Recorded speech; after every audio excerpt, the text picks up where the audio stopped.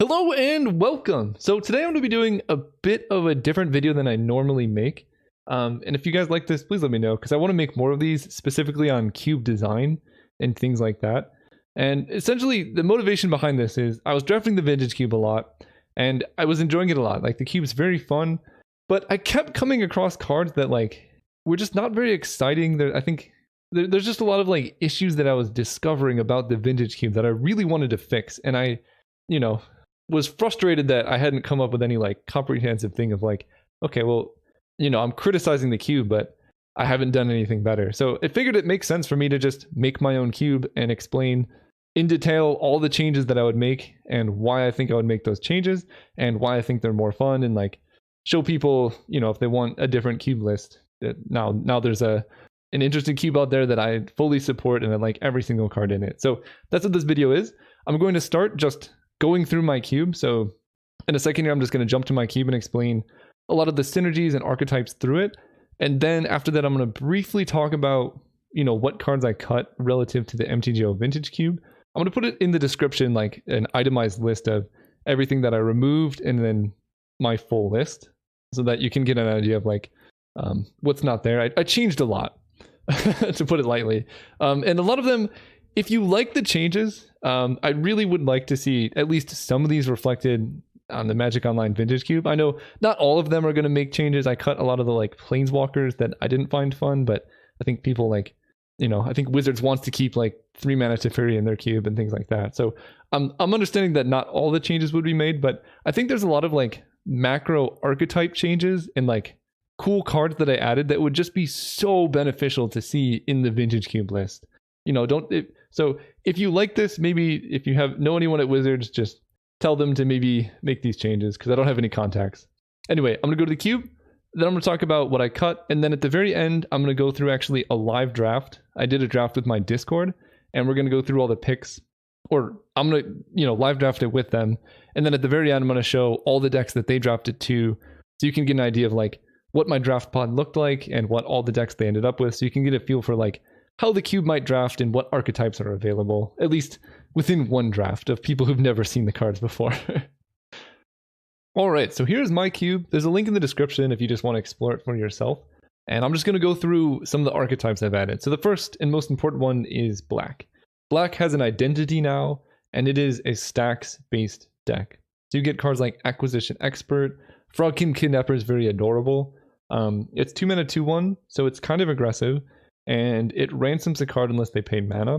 The reason for running these cards over Kitesail Freebooter is that I wanted creatures that their body was kind of expendable after you cast them. So you could Skull Clamp them, sacrifice them to Smallpox or Braids and things like that. Or sacrifice them to Priest of Forgotten Gods and continue getting value. I do have Mesmeric Fiend, but you can kill that with the trigger on the stack. So all of these essentially put a permanent into play, get a card out of your opponent's hand. That's all they're trying to do. So you have that. You have Vampire Hexmage. So I've added a lands sub-theme, so I put this back in to combo with Dark Depths. Yarok's Fenlurker goes with that. A lot of the 3-drops are very similar, but the 4s, we added Black Braids.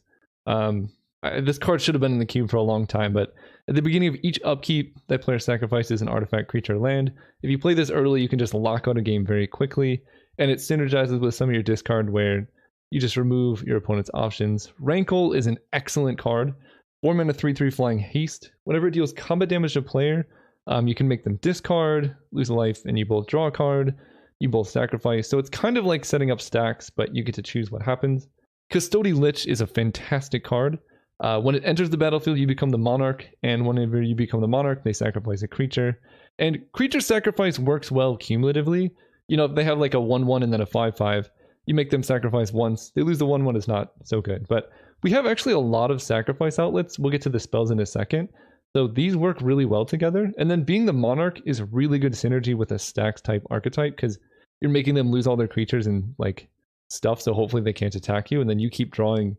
And then you keep playing things like Yarok's Fenlurker, make them exile stuff, and then you're attacking them until they die. We've added Davriel. Really cool card. 3 mana. In total, it can be 3 mana, make your opponent discard 3, which is actually a better rate than Mind Rot. And then he sticks around if you don't want to kill him to do 2 damage to your opponent every turn. So he's a pretty interesting win condition if you've got to the game to a position where your opponent's locked out. You know, they're under duress from braids, and then they're just taking damage off Davriel, things like that. And then I've added some more support for Storm in the black deck. So I've added Reign of Filth, which says each land you control gains sacrifice this land, add black to your mana pool.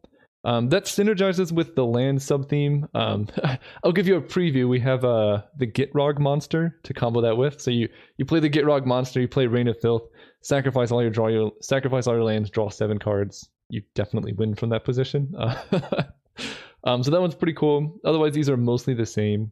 I added Contract from Below.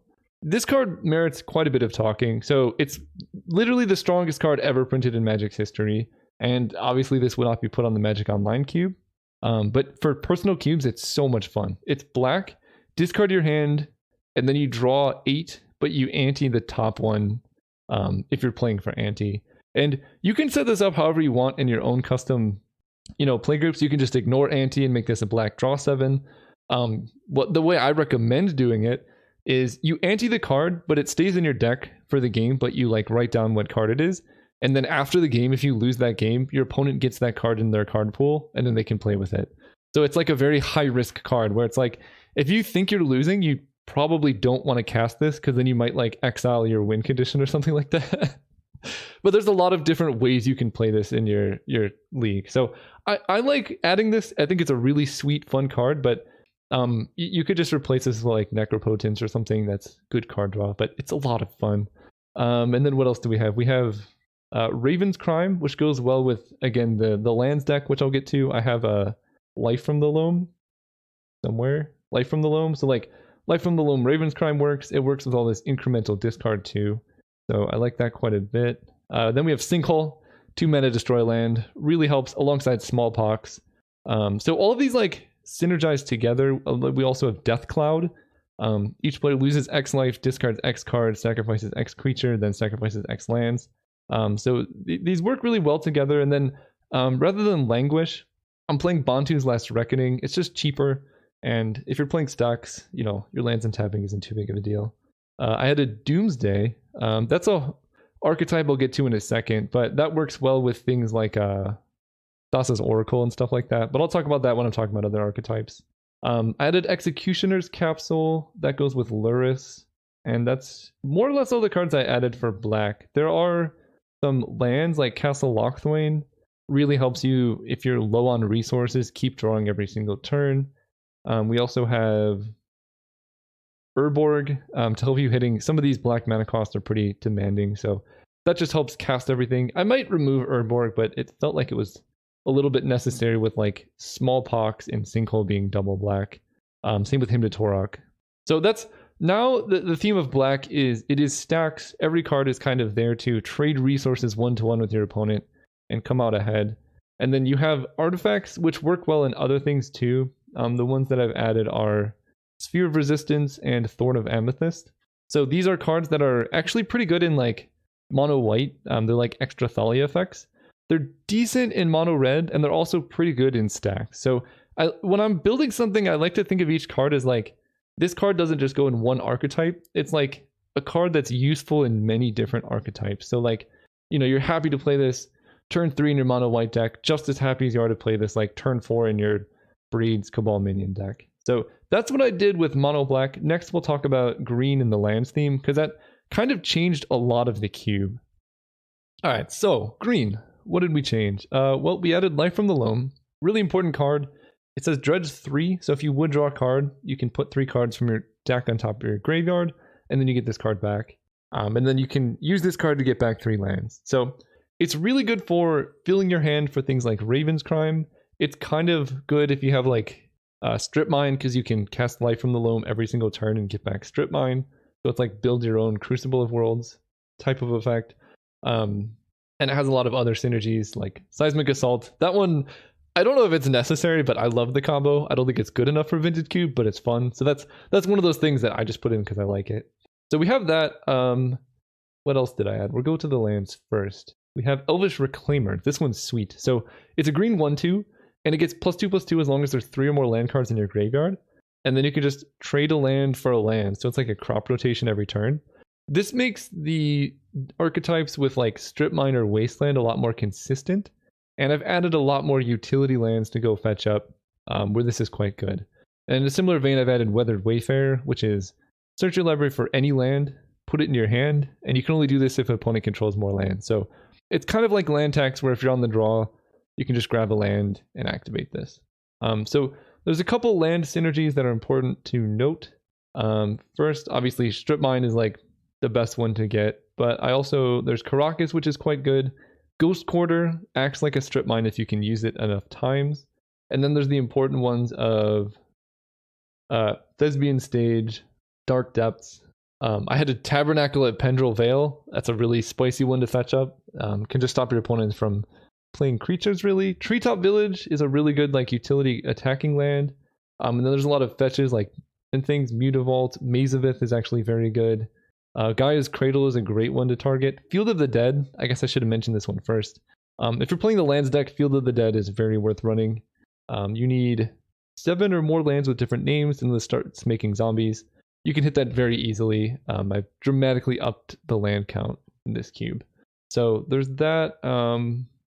What else do we have at 3 mana? I added a couple. Scoot Swarm. I added Scoot Swarm instead of Deranged Hermit. They're very similar in that it's like a card that makes a bunch of 1/1s, but this just synergizes with the idea that you want to be playing a bunch of lands every single turn. I added Exploration alongside Fast Spawn, so green has more land-based acceleration, so that, you know, casting Life from the Loam and getting 3 lands in your hand, you can play those lands quickly and then ramp that way, was the idea. And so if you have Scoot Swarm in play, you're just, you know, you're going off. It's very good with Gaia's Cradle as well. And then what else do we have? Titania. This card's one of my favorite ones. So it's a 5-mana 5/3.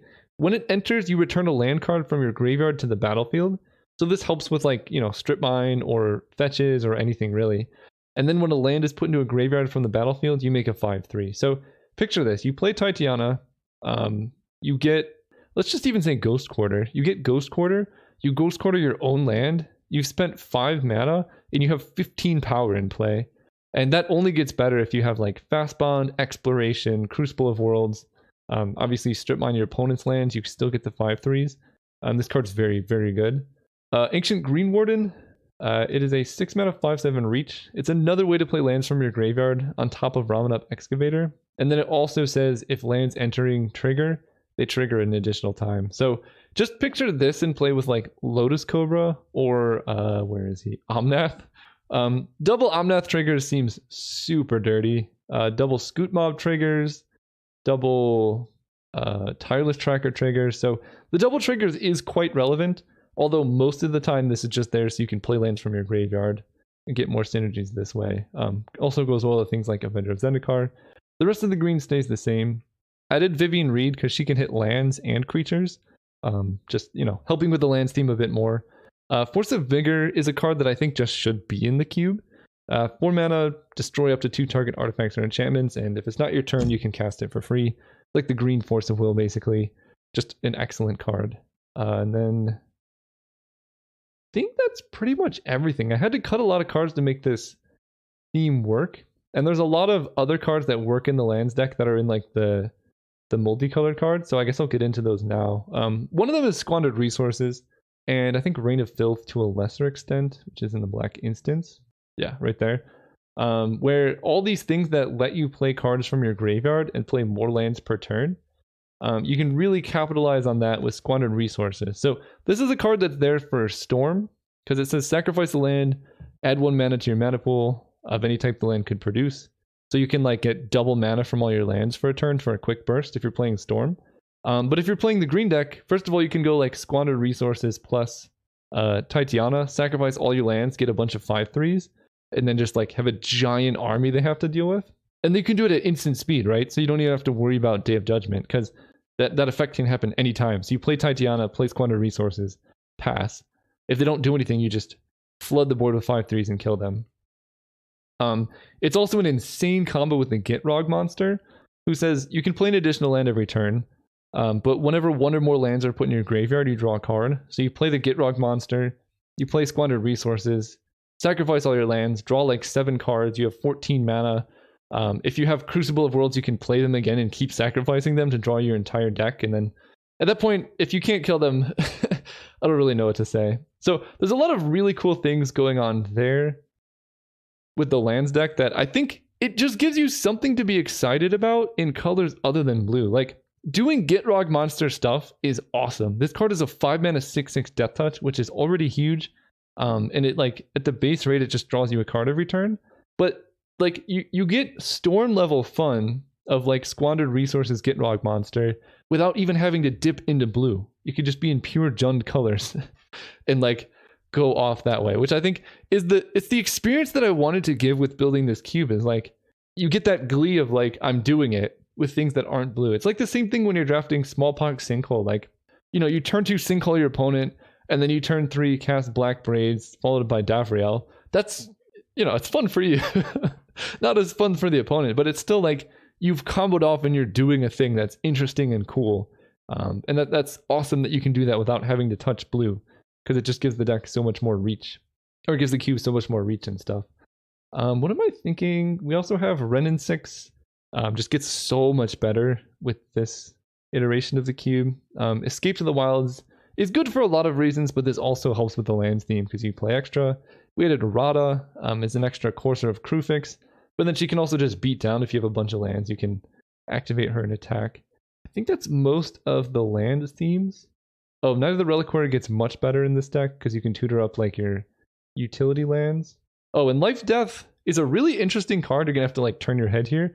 It kind of synergizes in the lands deck where you have the option to turn all of your lands into 1/1 creatures.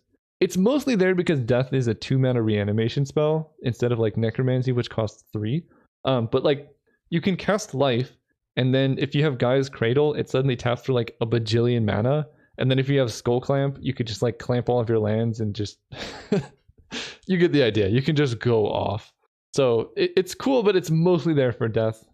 And I think that's... Oh, I have AC in here. I don't know if this card's worthwhile, but I'm trying it out. 6 mana, you can play extra lands. Whenever land, you draws a card. 6 mana is kind of a lot, so maybe this card's not worth it, but it's a fine card to play, a decent top end, and it lets you really go off if you have Fast Spawn, for example, because, you know, the problem with Fast Spawn is you run out of lands, but if you draw a card every time you play land, you can really just play your whole deck. So that's kind of a rough introduction to the lands sub-theme that I'm trying to work at.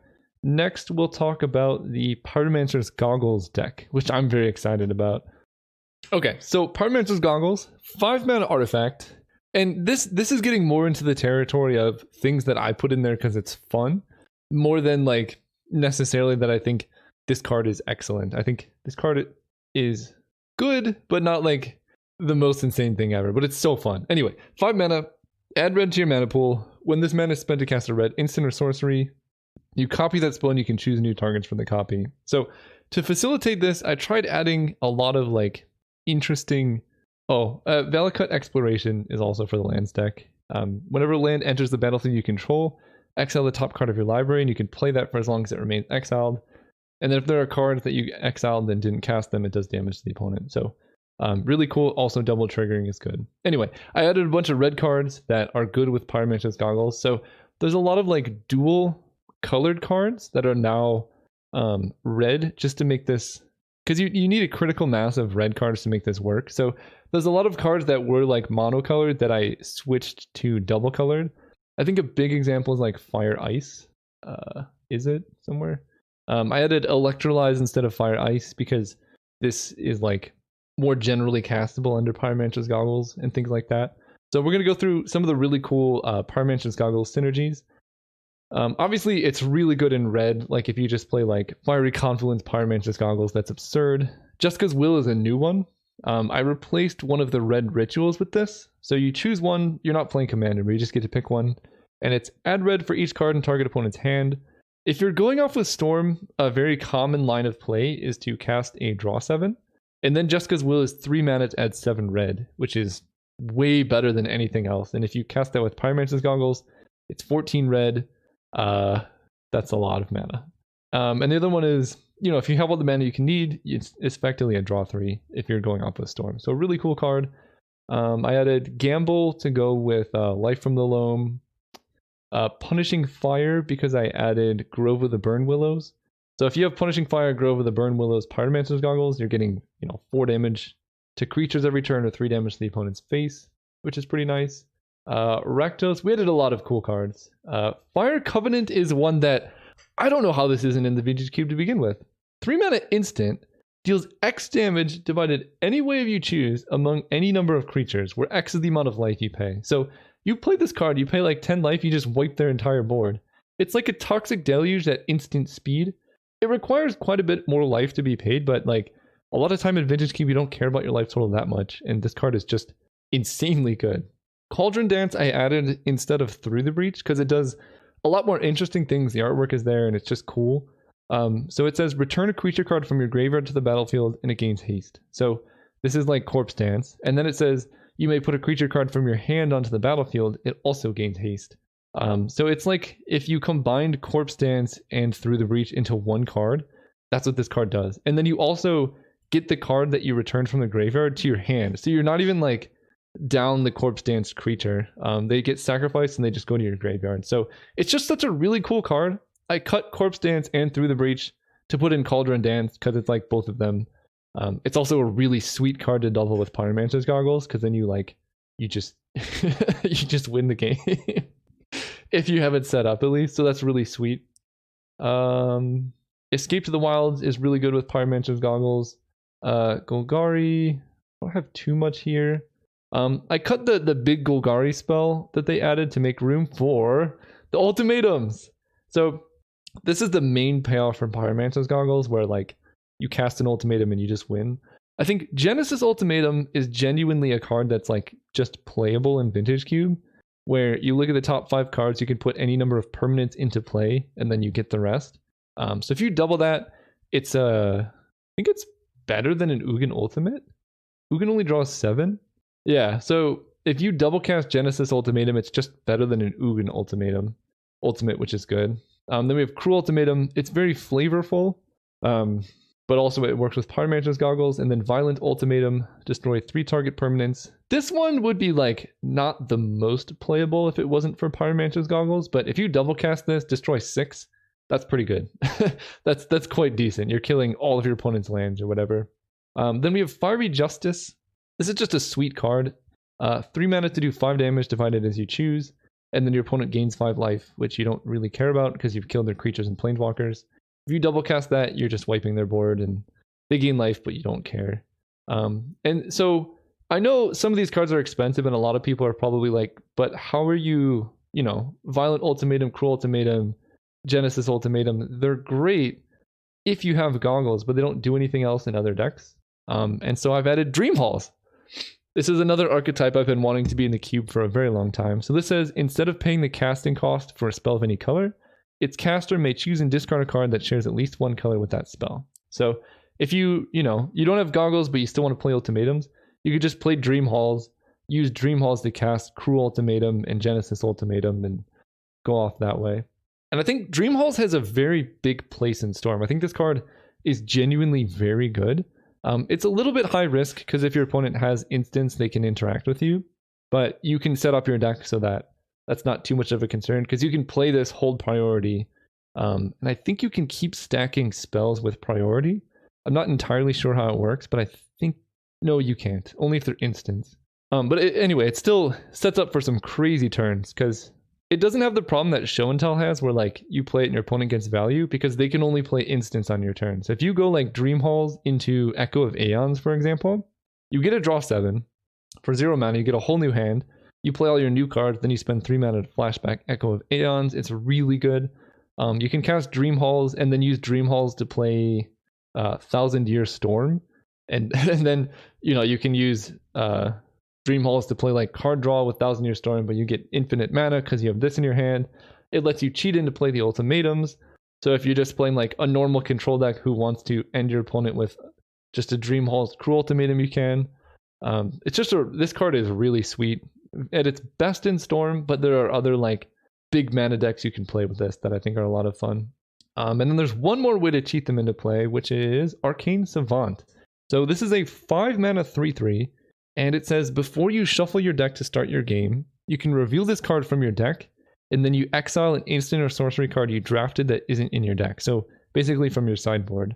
And then when this enters the battlefield, you just copy that spell and cast it without paying its mana cost. So if at any time you drafted a Cruel Ultimatum, and then you just put Arcane Savant in your deck, then when you play it, it will copy Cruel Ultimatum, which is insane. And that gets me to the other archetype that I'm building, which is Ephemerate, Flicker. So imagine you have Arcane Savant, you play it, you Cruel Ultimatum your opponent, insane. Then you Ephemerate your Arcane Savant, you Cruel Ultimatum again, and then you get to your upkeep, and then you Cruel Ultimatum them again. It's pretty absurd, but Arcane Savant actually does have some really sick combos. If you do this alongside Sublime Epiphany, for example, you get infinite triggers because you keep making tokens of it, and the tokens recast Sublime Epiphany, and then you just, fill the board with tokens, I don't even know. There's so many triggers here. And then when you're done, you stop making copies of it and you just win the game. You can draw your whole deck, do whatever you want. So that's really cool. And really, Ephemerate is like a 1-card ad. I think this card, regardless of what nonsense you take from what I'm building, I think Ephemerate needs to be in Vintage Cube. It's just there are so many high value synergies with it. The first one being, where is it?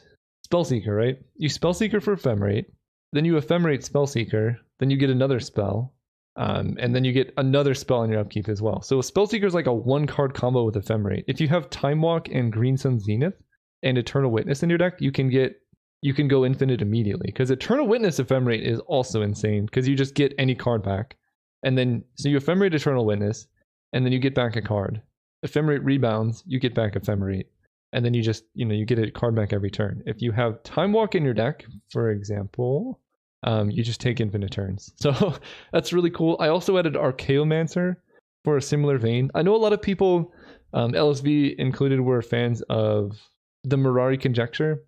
I think the card was pretty sweet, but Archaeomancer does a lot of the things that our Mirari Conjecture does, while also having its own really cool combos. I mean, Archaeomancer plus Ephemerate plus Counterspell is just the hard lock, because you get Counterspell every single turn, and then if they don't play something, you just get other spells back.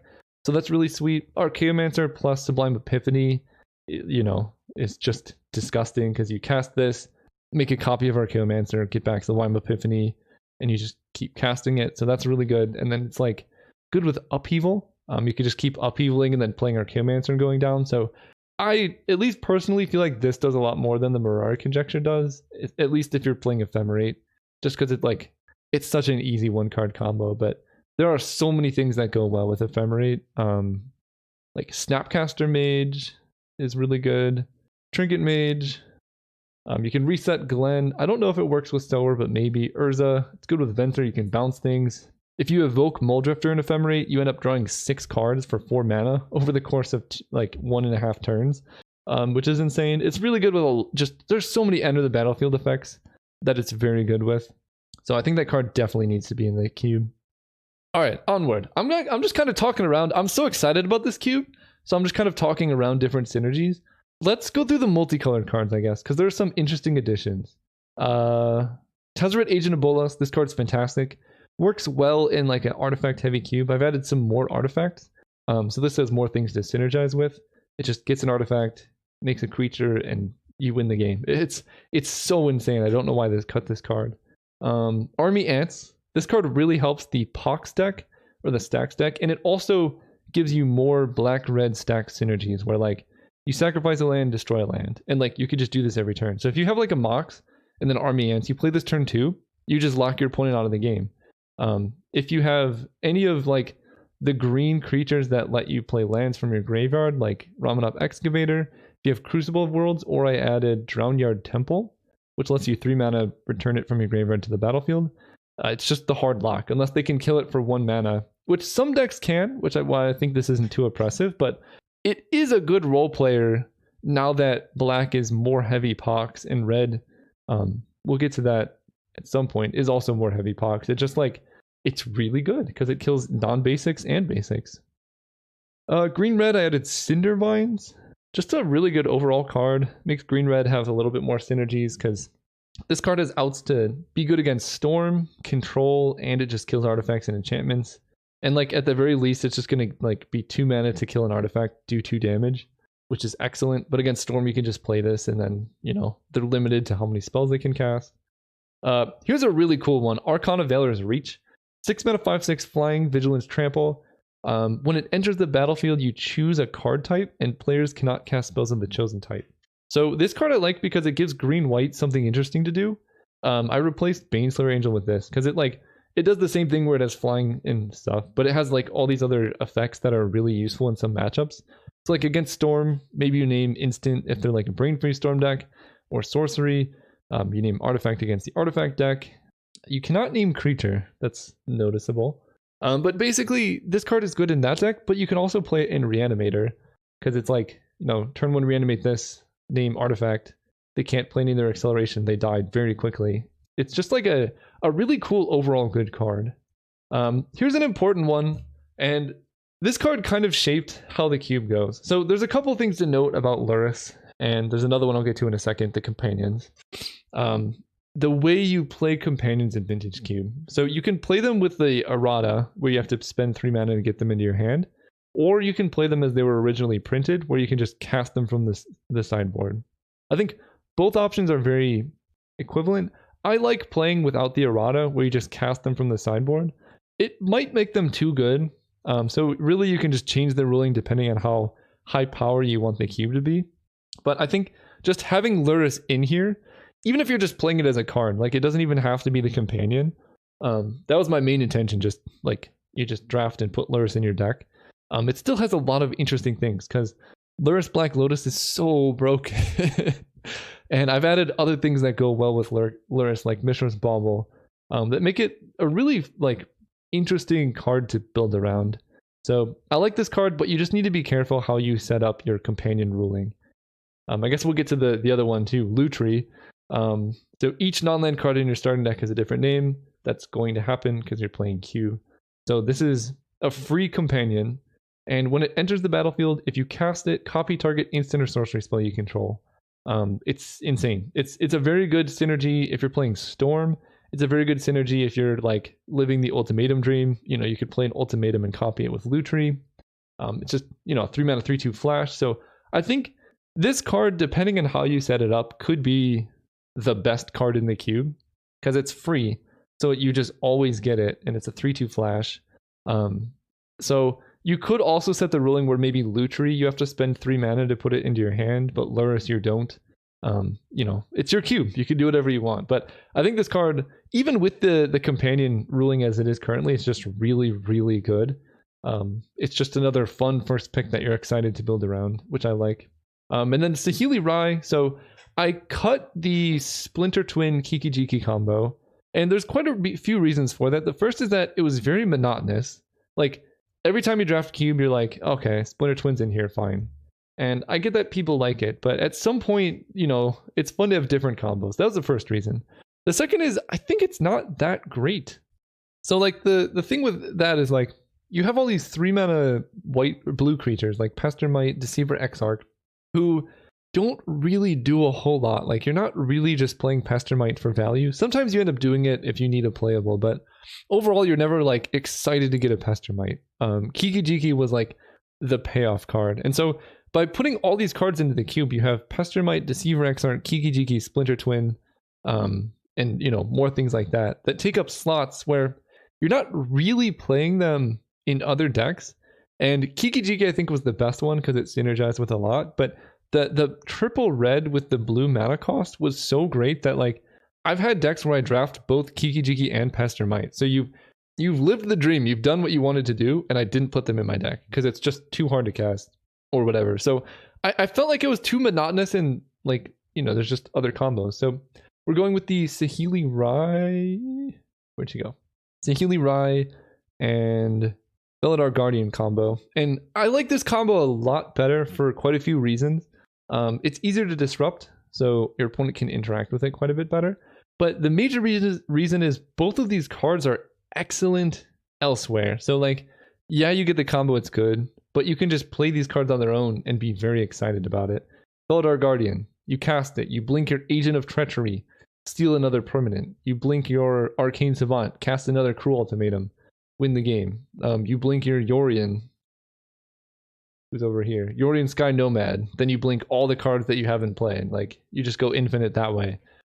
It does a lot of things, and then as a byproduct, it also goes infinite with Saheeli Rai. So I think the fact that this card is useful, you can blink Planeswalkers and activate them twice in one turn.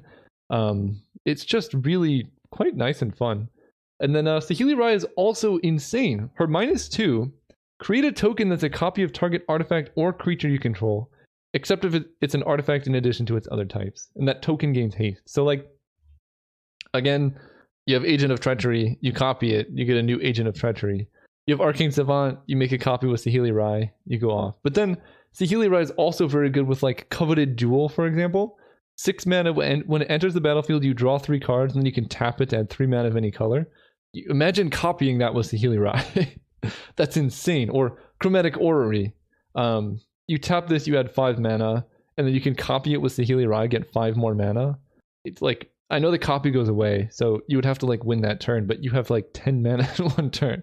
And there are so many other good artifacts like Sundering Titan, Mer Battlefield, Wormcoil Engine, and then any creatures. Like, she has so much use and is much, much easier to cast than Kiki Jiki.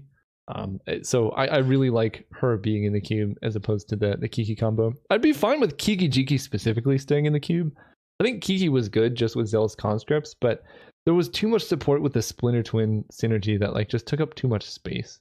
Anyway, that's my rant on that. The other 2-card combo, for those who love 2-card combos that I added, was Sword of the Meek, and where'd it go? Thopter Foundry. So this is sacrifice a non-token artifact, create a 1/1 blue Thopter, and then you gain 1 life. And Sword of the Meek says whenever a 1/1 creature enters, you return this from the graveyard attached to that creature. So you sacrifice Sword of the Meek, you make a 1/1. Sword of the Meek triggers, and then it comes back to play attached to the 1/1. Then you spend another mana, you get another 1/1. So it's infinite life and infinite 1/1s for each mana you have. But this is Vintage Cube, so we have things like Urza. Where'd he go?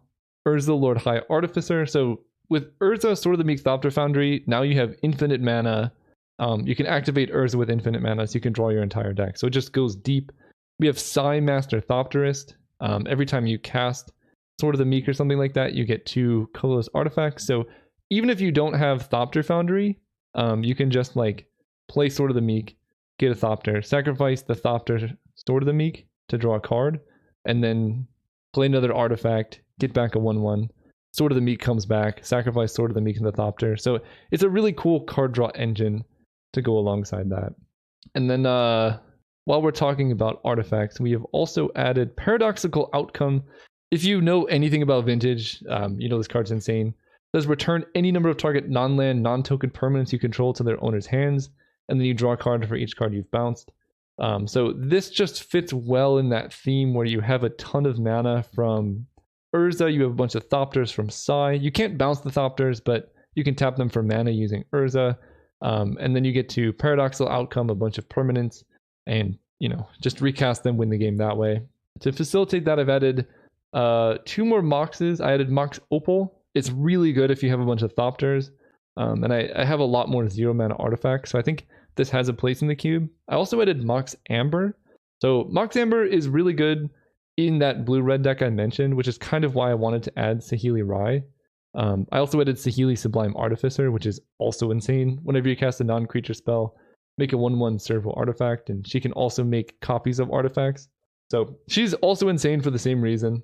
But these are all legendary creatures. Same with Urza, same with Sai, same with Emry, same with Baral. So Mox Amber has a place in the blue-red Paradoxical Outcome deck, but I also reworked a lot of the white and red to make more room for Mox Amber in there. So I added Isamaru, I added Anafenza, I added Tomik, which also is good counterplay against the lands deck, because they lands on the battlefield in cards in graveyard can't be targeted with spells, so they can't like Life from the Loam, and it stops them from playing land cards from graveyard. So this card was like a sweet card that's like a good way to balance out the lands deck, but then it's also a legend to go with Mox Amber. You got Thalia. What else did I add? Oh, I added Hokori Dust Drinker, which stops lands from untapping. So this plus Mox Amber is just like a repeatable source of mana. And then I added a lot of 3-mana Planeswalkers. I like Gideon of the Trials. It's a 3-mana 4/4 for the aggro deck. You can emblem it against Storm, so like they have to kill it. It's just like has a lot of counterplay, and it like all of these cards are very good with Mox Amber. And then in the red decks, I added Kari Zev and a couple other ones. And then to facilitate that all the way, I added Winota as well. So she's a legend, and this card's absurd. 4-mana 4/4. Whenever a non-human attacks, look at the top 6 cards, and you can put humans into play attacking. So really, Winota, the 2 main combos are Goblin Rabblemaster and Legion Warboss. Because you just like play these, attack with all the goblins, Winota wins. Pretty. I don't think it triggers off Kari Zev. But there's so many archetypes in here that I'm trying to like explain and work through. So hopefully you're enjoying all of this description of what's going on.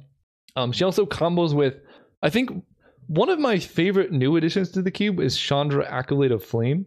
Because she makes 2/1/1 red elementals that attack. So if you have like her plus Winota, just the elementals alone are enough to like, put 2 good things in play and win the game.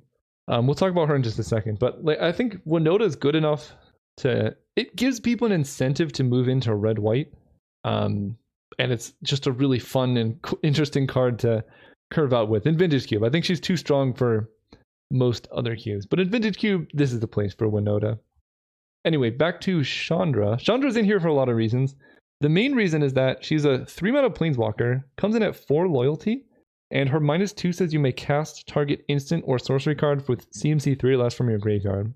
And then if it would be put into the graveyard, you exile it. So it's like a Snapcaster Mage. On her own, she can activate this twice, and then her 0 puts loyalty counters on red Planeswalkers, so it's like a +1 basically. So she can keep going. So like, the obvious synergy is you play this in red, you cast Banefire, Chain Lightning, whatever.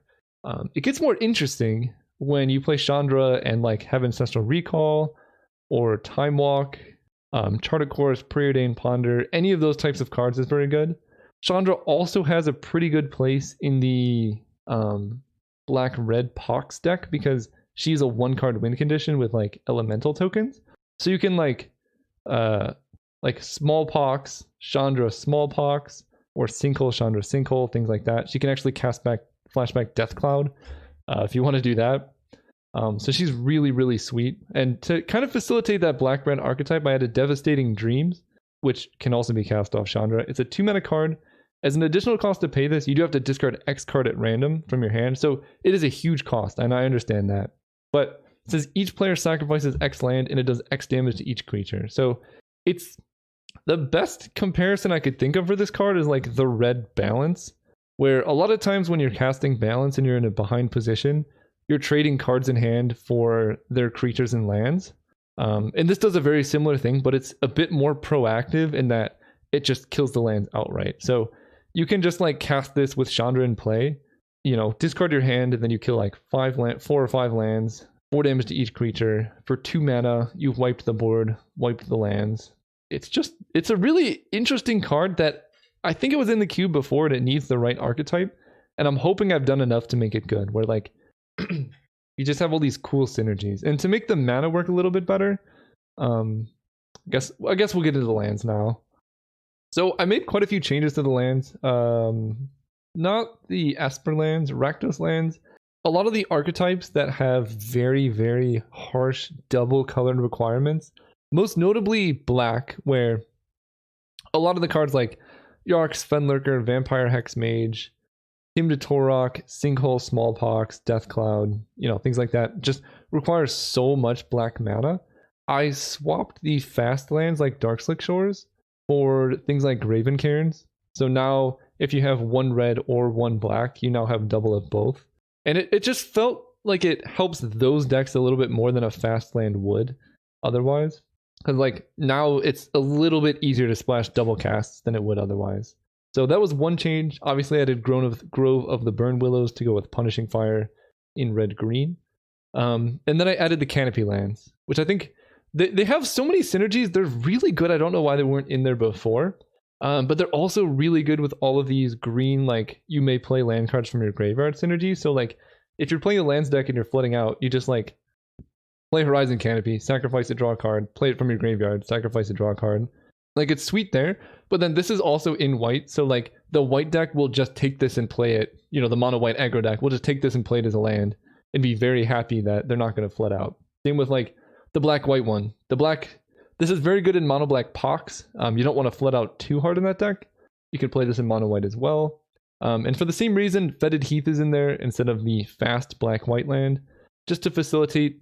Black white is typically quite challenging to run because you have things like Anafenza, you have Brimaz.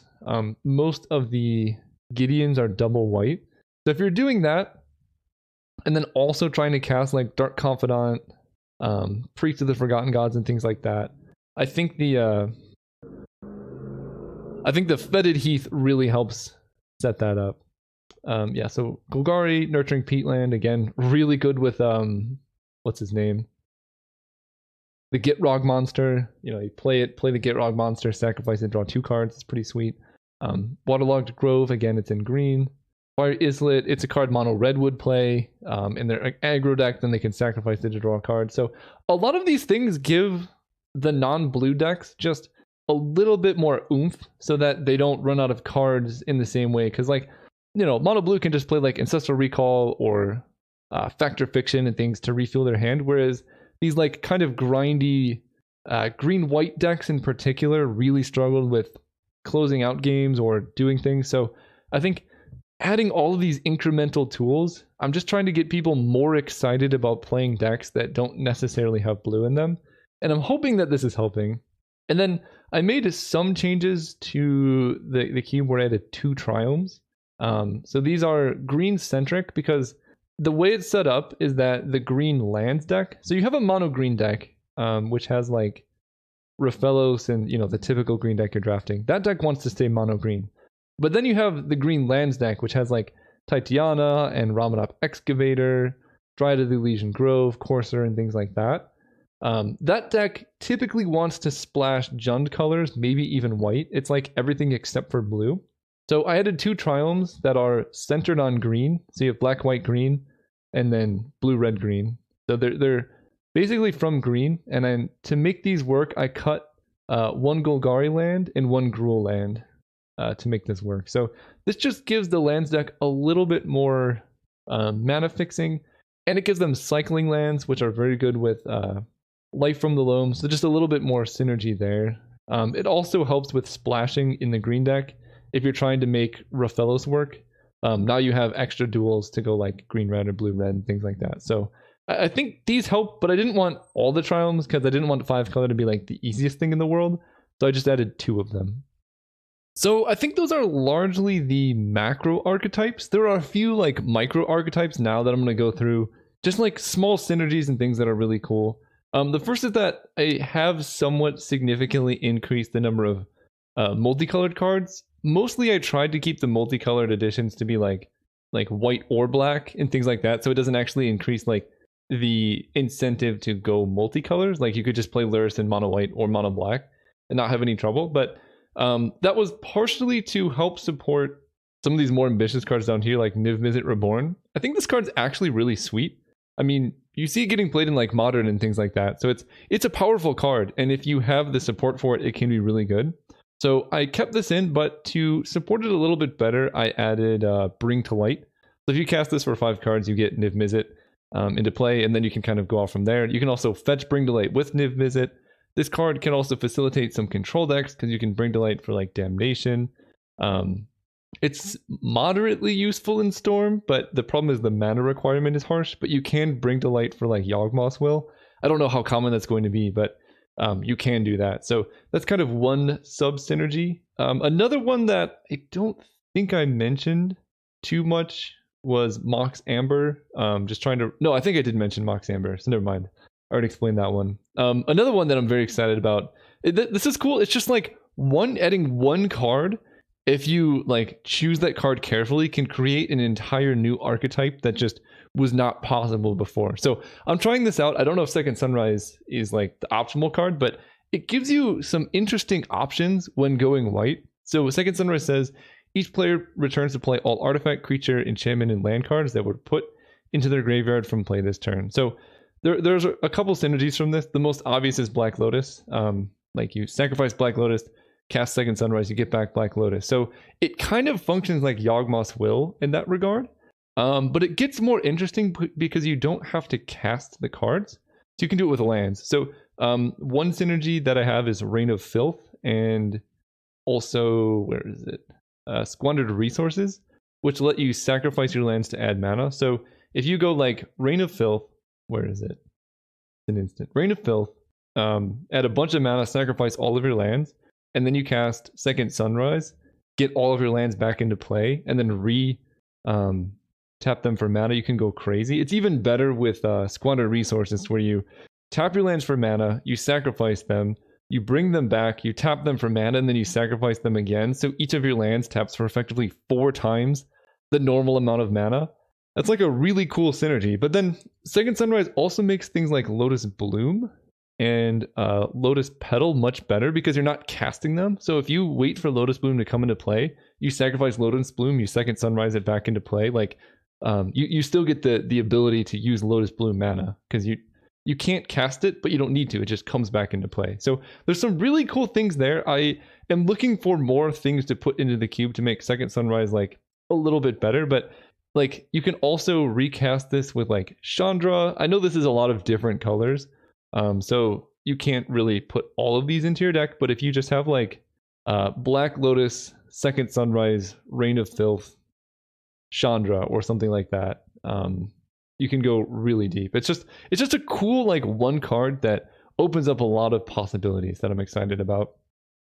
There's the colorless sub-theme.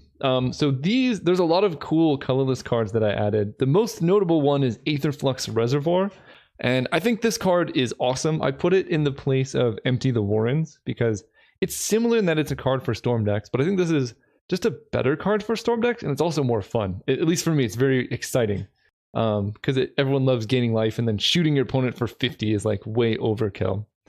So it's just like the problem with Empty the Warrens is it's always the worst card, so this is way more fun.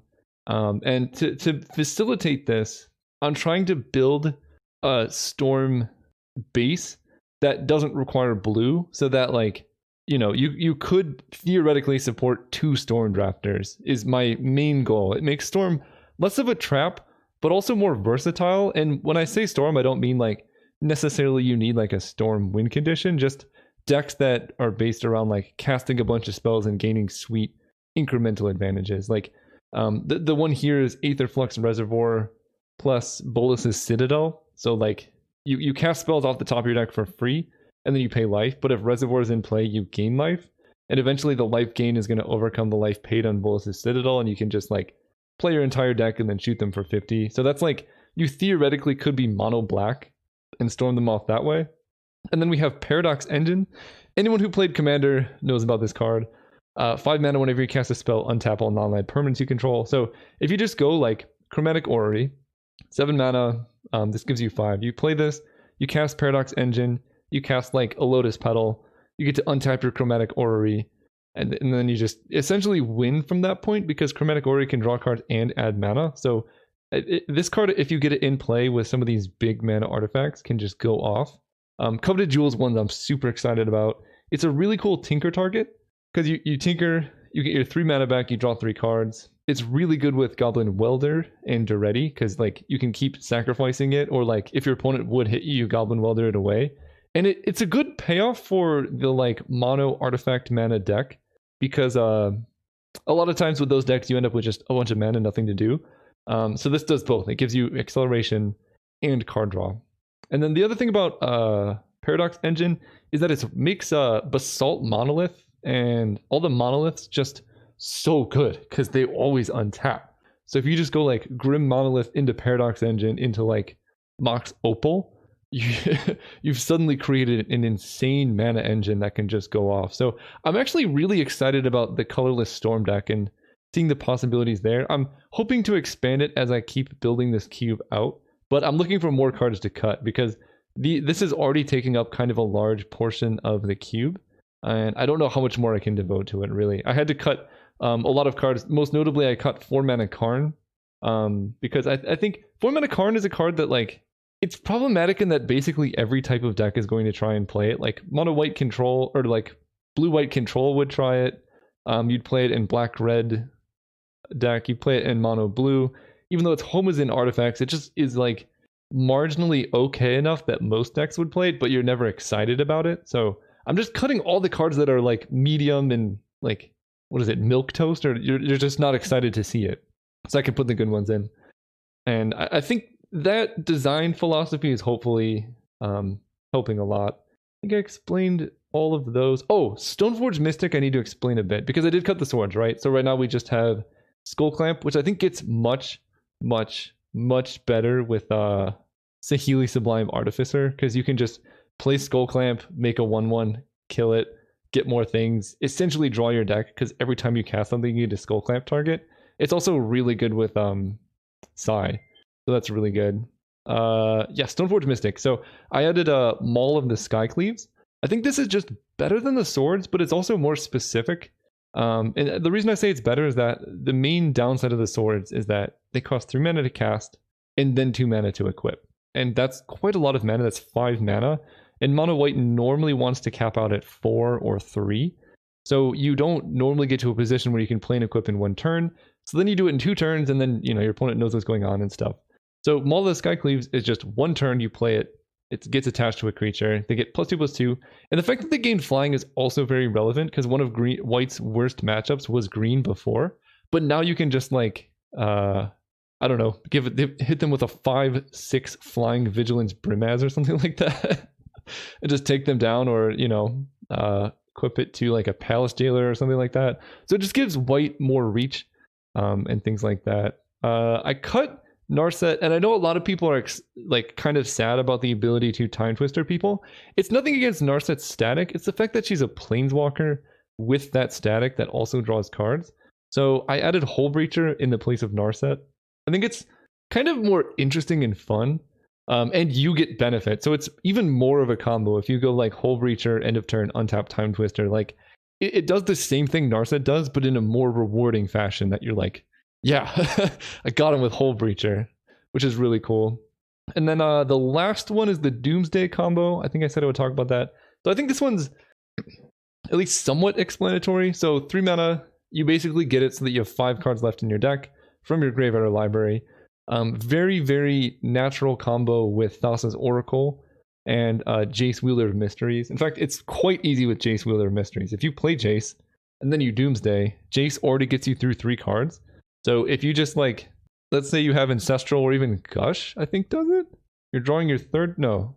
You would need one more. Like, let's just say you have Ancestral, Jace, and Doomsday. You play Jace, you cast Doomsday, you pick random cards, you put Ancestral Recall third from the top, then you Jace, mill 2, get Ancestral, draw the rest of your deck, you win the game.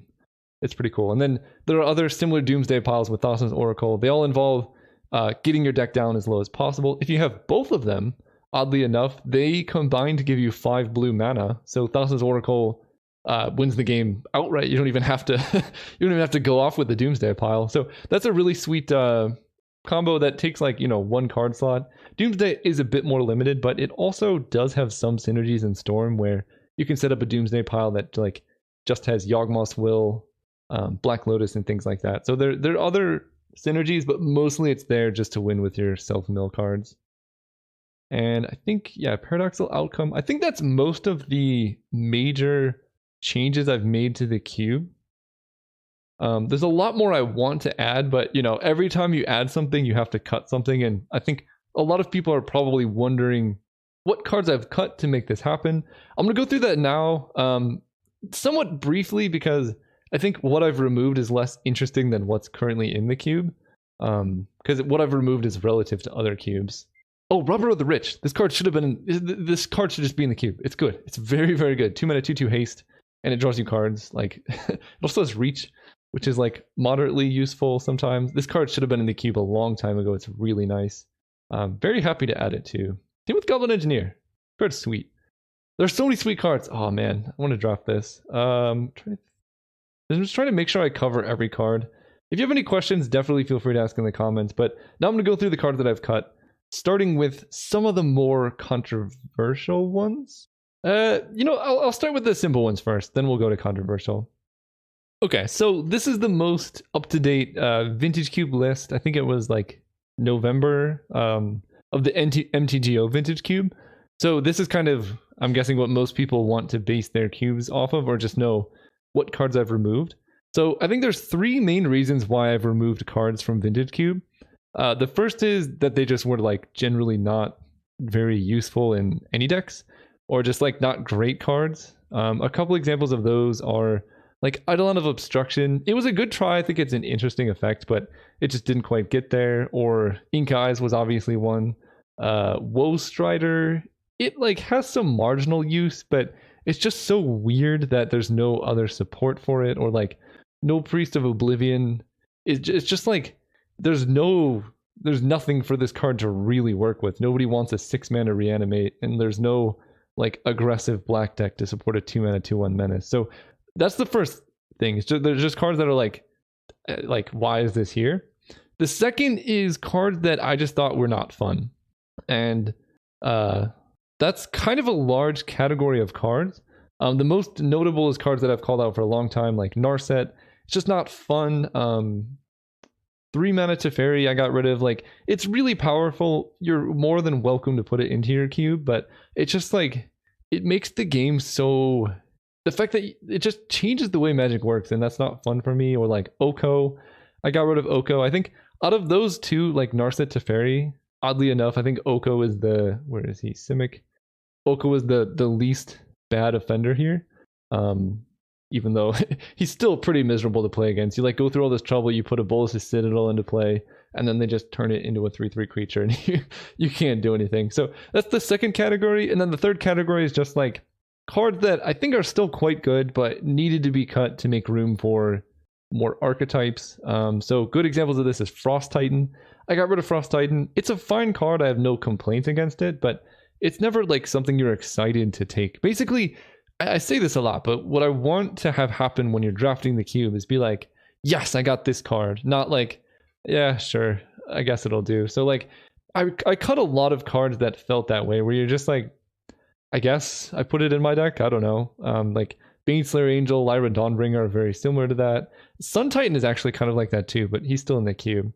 So that's the third category. So I'm just gonna like compile a list of all the cards I've cut and basically list like the reason for cutting them. Most of them are going to be I was making space, but some of them are just bad. In fact, I'll go through the ones that are bad. I think there's few enough of them that I can go through it live, and then I'll just compile a list at the end. So the three cards, I'm just going to go through each by color very briefly. That I cut for white, Eidolon of Destruction, I already mentioned. It just didn't quite get there. 2-mana 2/1 First Strike is fine, but there are other cards with this ability that are good. Fight is one. I don't quite know what this is for. I think something like Mana Tithe is a lot better in Vintage Cube, or I think Ephemerate does this better, where like the whole point of this is to prevent your creature from dying, but Ephemerate does that, but then it has like an archetype based around it. And Lapse of Certainty, it like, just imagine playing this in a Thalia deck. You don't want to spend 4 mana to put a card on top. So those are the white cards. The blue cards, there aren't too many. Jace Mirror Mage was just like overall very medium. I think Jace Balerion is just better. He's fine and interesting, but it's just not for Vintage Cube. And then Show and Tell is mostly in effective leagues. I think it could be fine to put this card in like if you're just drafting with your friends, but for Vintage Cube leagues, it just doesn't make sense to have a card that's so varied. Because like you Show and Tell your Emrakul, they put their Emrakul into play, and you just die. So I think it's worth cutting just based on power level for that reason. Black had the biggest problem with cards like this because there really was no overall archetype for black. So there's a lot of weird cards, like No Priest of Oblivion is kind of weird. Midnight Reaper is a great card, but like there's really no support for it because it says non-token, and like, you know, it's a 3-mana 3/2. It's fine, but what is it doing there? Same with Phyrexian Rager. This one I think has the highest chance of maybe wanting to stay because it is kind of decent, like as a card in its own right. But I think there's one that costs 2 mana instead of 3. That's a 1/1. I think that card would be better. And even then, I don't think that card's necessarily worth it. I think making your opponent discard in black is more important than you drawing cards.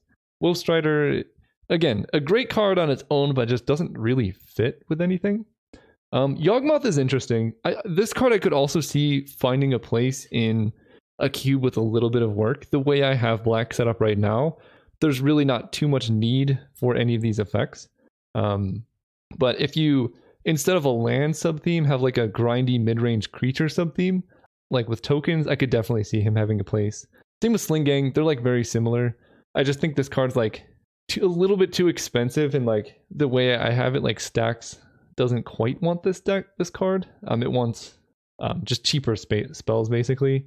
And then Mastermind's Acquisition, I've never seen anyone cast this card ever. So I think that card's definitely fine to remove. For red, these are the 5 cards, I guess, that weren't quite good enough.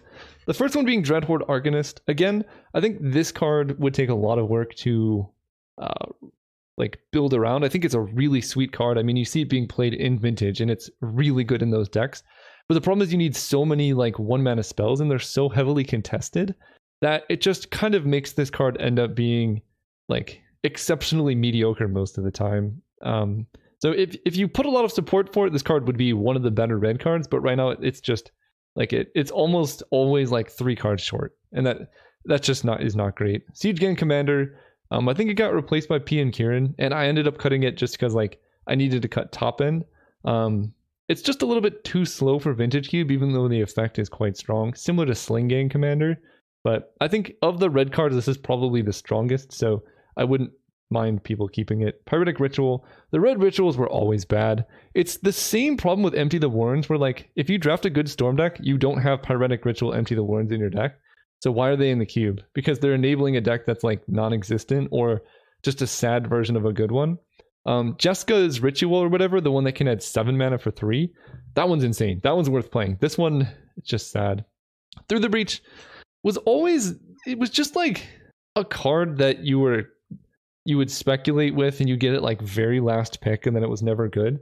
I think Cauldron Dance does what this does, but way better and more fun, because putting 2 creatures into play is just like, it's more thematic and it's exciting. And it like the decks that run Through the Breach probably want Cauldron Dance effects anyway. Like you could be running like Entomb, Shallowgrave, Cauldron Dance, Emrakul or something like that is cool. And then Empty, it's the worst storm win condition. I think Aetherflux Reservoir is just better.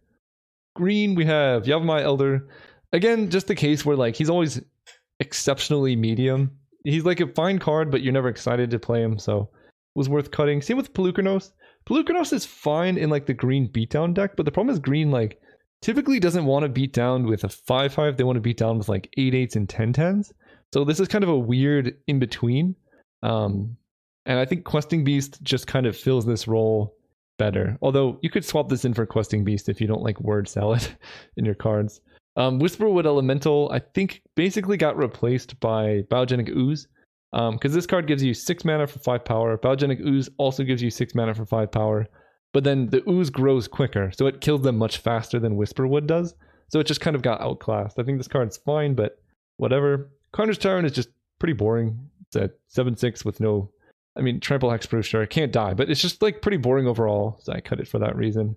Freyalise I replaced with Vivian Reed, mostly because Vivian's uptick can get lands and stuff. And I think Vivian can downtick twice. Like, it's easier to kill a lot of stuff with Vivian. And then Eureka, for the same reason as Show and Tell. It's fine, but super risky. There's actually a video of me casting Eureka. Like, the one case you'd think you'd be able to cast it in a league. I played against Mono White. They, like, Black Lotused out some, like, Mana Elves or something. Or, white weenie creatures. And I was playing green. I was like, okay. I brought in Eureka. And I was setting myself up to Eureka, like, some big Eldrazi. So Eureka, I put in, like, Ulamog and like, I don't even know, like Primeval Titan and something like that. And my opponent out of White Weenie puts into play 2 Eldrazi and an Oblivion Ring to kill my Ulamog, and then they attack me and annihilate my entire board out of White Weenie. So if White Weenie can beat a Eureka, then there's no point in playing this card. And then we have the multicolored cards. I cut Kroxa, and it's funny because the way Black-Red ended up, Kroxa might actually be good again. So this card actually, in hindsight, might be worth putting back in. But at the time, it felt aggressively medium because there was really no need for making an opponent discard. So like I could see working this card back in now that I've like changed the cube. So maybe this one shouldn't be cut, but the rest I think are. Amerylrites, again, it's the case where it's just like it's expensive. It doesn't like, you're never excited about it. It just wins like the late game when you're playing Reanimator and you're like, I guess I have this on burial rights and I'll reanimate my Grave Titan. Because most Reanimator wants to do it like on 2 mana, not 5. And the synergy with Gifts Ungiven is fine, but pretty limited. Kaya was fine, but again, you're never excited to play her. She did everything fine, but mostly she was a sideboard card. Prime Speaker Vannifar for the same reason. She like, it's just too slow. Goblin Electromancer, this one hurts. But from someone who drafted Storm, I think this is kind of just an effect of the fact that like the red rituals and Empty the Warrens were just really bad. And then like the only way to make red rituals good is with Goblin Electromancer. It just should like just get rid of the red rituals in the Goblin and then just have good archetypes. I say this as someone who was the biggest proponent of like the Goblin Electromancer Gifts Ungiven for Past in Flames deck. But even in that deck, I would very rarely run Goblin Electromancer. I just prefer Baral every day of the week. And then Sphinx is like the most medium of the Tinker targets, and I think I added quite a few more that are more fun. Then we have the colorless. Yeah. This is the last of the easy cuts. Metalworker and Kodal the Forge Master, I think, are kind of just old cards that stayed in the cube for a while. I think they're great. Metalworker is very good if you untap with it, but that's a big if. And like what needs to go right for Metalworker to be good is you have to cast it like turn 1. You really need Lightning Greaves for it to work. And then you still have to have a hand full of artifacts. And then you have to like be able to cast those artifacts. So like just so much has to go right for this card to work that I don't think it's worth it. Same with Forge Master. Like there are better artifacts that just do stuff immediately. And that synergize with other things. Because like you don't put Metalworker in any deck aside from a deck that has like 20 artifacts in it. And like that very rarely comes together. Relic, I know people wanted like a 1 mana artifact. I cut this just for a lot more interesting 0 manas like Mox Opal, Mox Amber, Winter's Bauble, things like that. Winter Orb I cut because not that many decks actually want Winter Orb, but a lot of decks want Sphere of Resistance and things like that. So I just kind of made that swap. I cut the swords for the same reason. I think I've explained this before, but just like the thing with the sword is, let's say you're playing Sword of Body and Mind.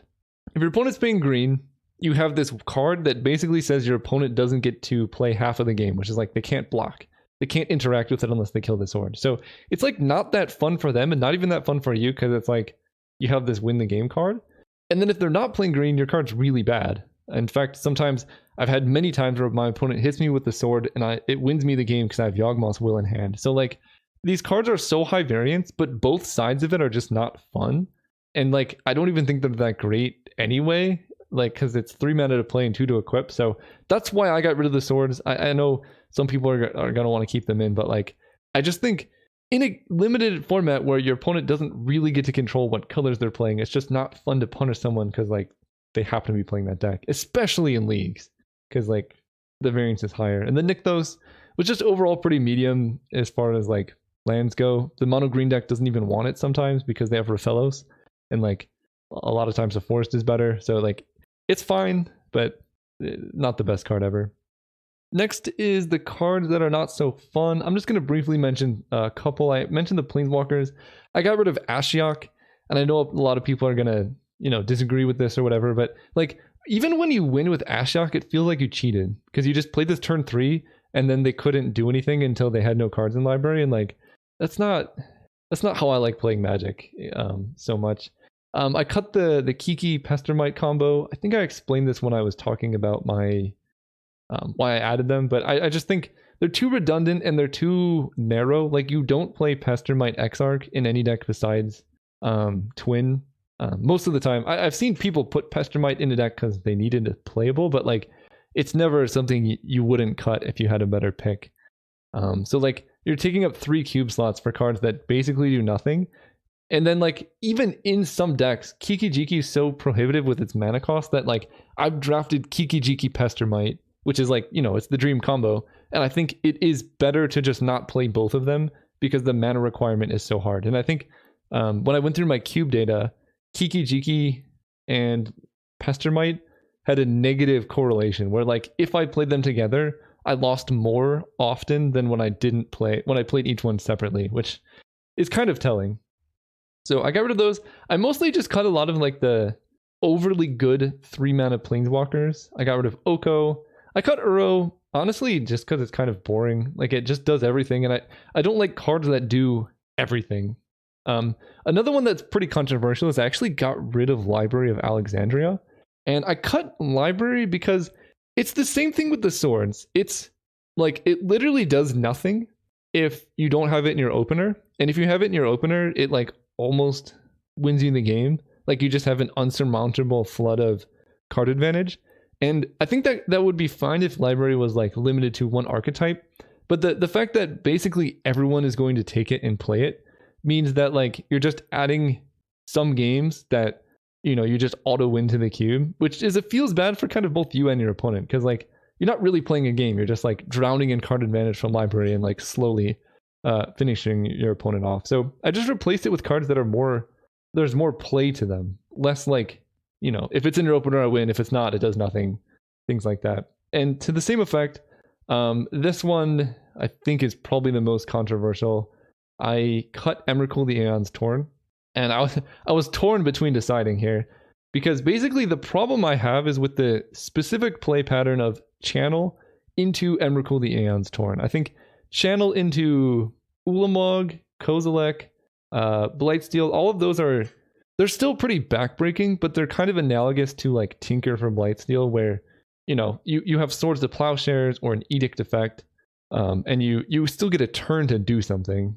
Whereas channel Emrakul, it's literally just green win the game, because they get an extra turn and then Emrakul's in play and they've already hit all of your lands.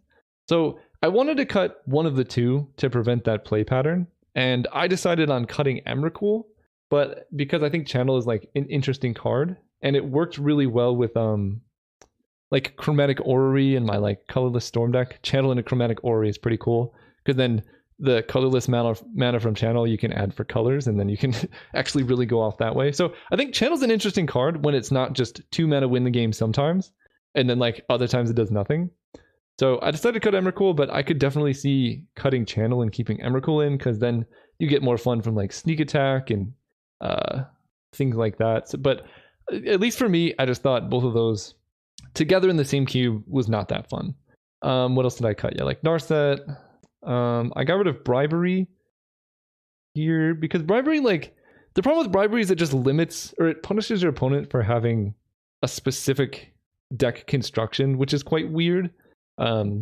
Especially in leagues, it's just like, it's the same thing. If it wins, sometimes you have a 5 mana I win the game card, and it's just because your opponent happened to have an Eldrazi, and then sometimes it does nothing. And like, again, both sides of those are not very fun for either player. I'd rather just have like a card that it's high variance, but in a way that's fun, rather than like, man, shouldn't have put Emrakul in my deck.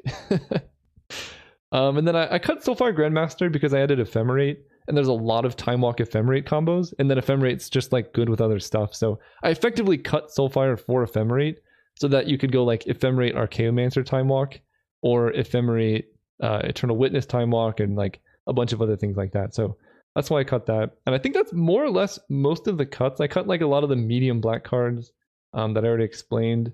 And a lot of the times I just cut like expensive cards that were not so useful, like Goblin Dark Dwellers is like fine, but not the best thing ever. So it's just like, it makes sense to replace those rather than like the good 2-drops like Eidolon of the Great Rebel and things like that. So that's mostly me going through my cube. My full cube list is going to be in the description. So if you want to go through it, if you have any like comments or things you would change, definitely let me know. Next, I'm actually going to do a draft with people from my Discord of this cube, so you can see like what the decks actually end up looking like. You can get my thoughts on like, as I'm drafting it, what I'm seeing, and then I'm gonna like just do a quick analysis of everybody's decks, so you can get an idea of like what one draft pod looks like. Because I'm really curious, what I want to know is like how big of an impact blue is, and if we can find decks that aren't blue based, that are different than just mono white and mono red, which I'm hoping will happen. I want basically more cross synergies between black red, green red, green black, black white, white green, and white red. That, you know, because you pair blue with everything in Vintage Cube. So we're gonna do that draft, and hopefully we see some cool things. I'll see you guys at the draft. All right, what do we got in this opening pack? We got Liliana the Veil, Skyclave Apparition, which I like, Tundra is a very good safe first pick. Devastating Dreams is a sweet card. Metamorphose, Orzhov Signet. A lot of awesome stuff here. Brazen Borrower 2. Liliana is the only black card in the pack. I'm leaning towards Liliana. Just because like I can cut it and then cut black pretty hard. Otherwise I could take Tundra, but there's a lot of good blue-white cards, so I don't necessarily want to go that route. I'm just going to take Liliana and see what happens. I think she's a very, very good Planeswalker. Pack 2, there's a Polluted Delta, Mind Stone, Dark Ritual. I kind of like Dark Ritual because it lets me Liliana turn 1, which is just a really strong play. I also kind of like Polluted Delta though, because it's just, you know, fixing, it lets you find any of your duels. And then what else is good in the pack? Channel obviously is a nice card. Goes good with Kozilek. Fiery Justice is kind of hard to cast, but good. I'm just going to take Dark Ritual and try and cut black as hard as I can. That seems like a reasonable decision here. We have the one card. I'm sad you guys don't get to see the artwork on this one, Frogkin Kidnapper. It's a 1 black. When it enters the battlefield, they reveal their hand and you ransom it. So they get that card back if they can pay 3 mana. Pretty good in stacks type decks. I also like Crucible of Worlds here. Arid Mesa Thespian Stage is kind of fun. You can go like mono black stacks lands, which is a cool synergy. I kind of want to just take the Frogkin. It seems pretty good if you can like do that, limit their mana. But I think Crucible is such a high value pick in this cube that maybe I just take this instead and then try and wheel the Frogkin. That seems good, because if you're going stacks, like, yeah, it's really good with Death Cloud and things like that. I kind of want to take Death Cloud, but I don't think anyone's going to pick up a Death Cloud here, so maybe I just take Smokestack and then try and wheel the Death Cloud. That honestly seems fine to me, although Toxic Deluge is such a nice card. But who needs Deluge when you have Death Cloud? I'm going to take Smokestack and wheel Death Cloud. Hopefully nobody takes Death Cloud so early. Okay, getting some things going on. Here we have Life from the Loam. Wow, there's a lot of things going on here. Windswept Heath, Life from the Loam, Reign of Filth, Mishra's Workshop, Fire Covenant. That's a really nice finisher. What do I want to take? I don't think it's Reign of Filth. I don't think it's Mishra's Workshop, although I do have Smokestack Crucible, so that just enables like really fast starts. The problem is it's probably not going to be good with other things. And like, I think I have Crucible already, so I do want some land synergies.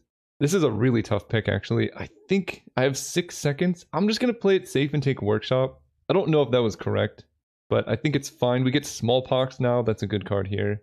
Maybe we can wheel Ghost Quarter or Lava Claw Reaches. Ghost Quarter Crucible is nice because you can keep hitting your opponent's lands until they run out of basics, but we're going to take Smallpox and kind of cement ourselves into black.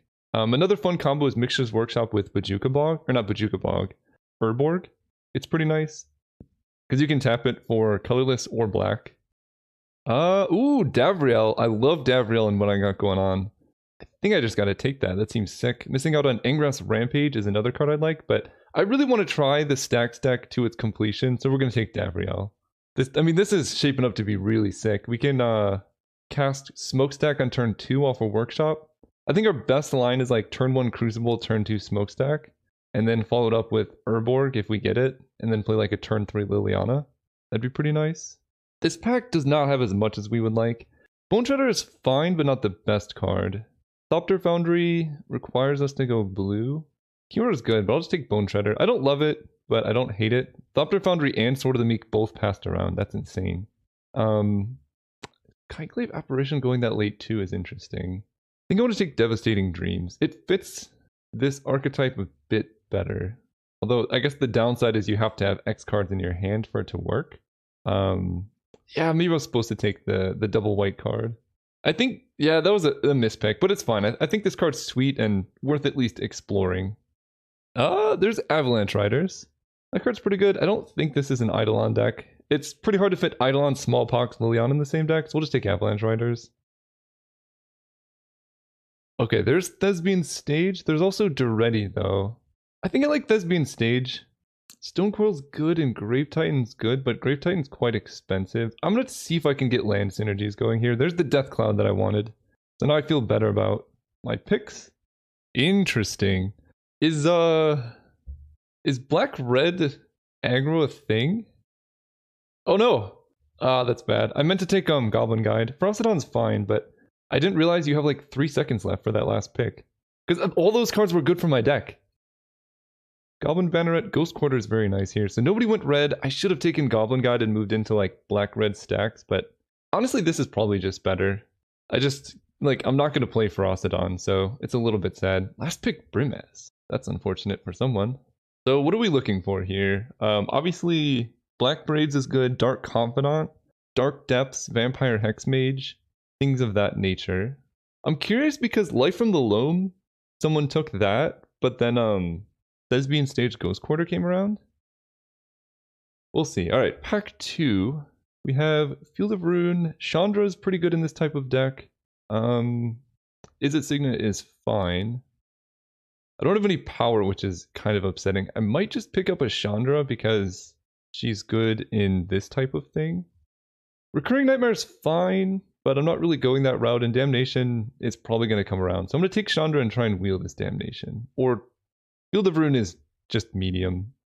There we go. That's what we're looking for. Braids Cabal Minion, Rishadan Port, Blood Crypt, Vampiric Tutor. Oh my goodness. Oh my goodness. I think Braids is going to come around. I think black has been pretty open, so as much as this card is important for my archetype, I think I can try and wheel this. I think I need Blood Crypt to make this mana work out. It's so important, it also makes any future fetches good. Rishadan Port I would love to have, but Blood Crypt is very important. Okay, Phyrexian Revoker, Raven's Crime, Chupacabra, I guess Flame Slash to a lesser extent. I kind of like Revoker. It shuts down artifacts. Like right now I can kill lands, but I don't have too much of ways to kill artifacts. And this is going to be the most taken card. I think I want to wheel Chupacabra, Raven's Crime, Flame Slash probably. So I'm going to take the versatile card that a lot of people would like first. And then try and wheel one of the other ones. Ooh, okay, we got some things going on here. Tolarian Academy, don't have that many artifacts just yet. Smuggler's Copter is good. Priest of Forgotten Gods, I think I'm going to be able to wheel Sensei's Top. I like Smuggler's Copter actually, because I have Crucible, so discarding lands and then playing them is good value. And it's just good card. And then hopefully we wheel Priest or something of that nature.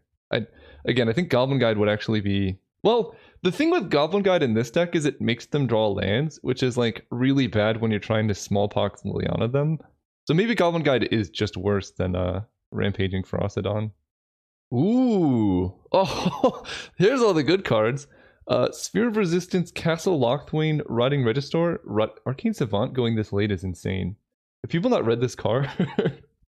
Oh, it's so good. Goblin Engineer is not that good here. Although I guess I can get back Crucible, which is fine. I want all of these.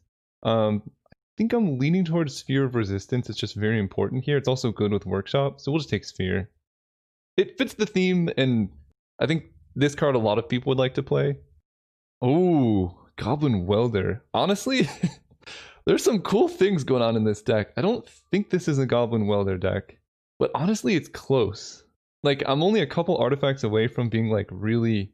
having some really interesting things going on with Goblin Welder. This isn't a Basalt Monolith deck. Expedition map is interesting. Wow, the timer's so short now. Guess I want to take a Burst Lightning. This is hard. Heartless Act, I guess, is better than Burst Lightning. And Brutality is better than Heartless Act. Alright, I'll take Brutality. I don't know about that pick. Koth is fine. Field of the Dead, I don't think I can make work. And then there's Kari Zev, which is also hard to make work. She gets exiled at the end of combat. Maybe I just take Field of the Dead on speculation, but this honestly, it feels like a Koth deck. If I can get another red duel, that'll feel a lot better. Ooh, Bazaar of Baghdad. I like that. I also really like City of Traders though. That helps me ramp up. Yeah, City of Traders gotta be the pick here. That's so good. Turn 1 Sphere of Resistance. Seems alright. It also like... You can go turn 3 Planeswalker. I really want Urborg and Badlands. And then I think, obviously, Strip Mine would be good with Crucible. And then I think I have some cool things going on. Alright, our colors are open. Here we take the Damnation, probably. Yeah. We kill their stuff, then we jam a Sphere of Resistance Death Cloud. Something like that.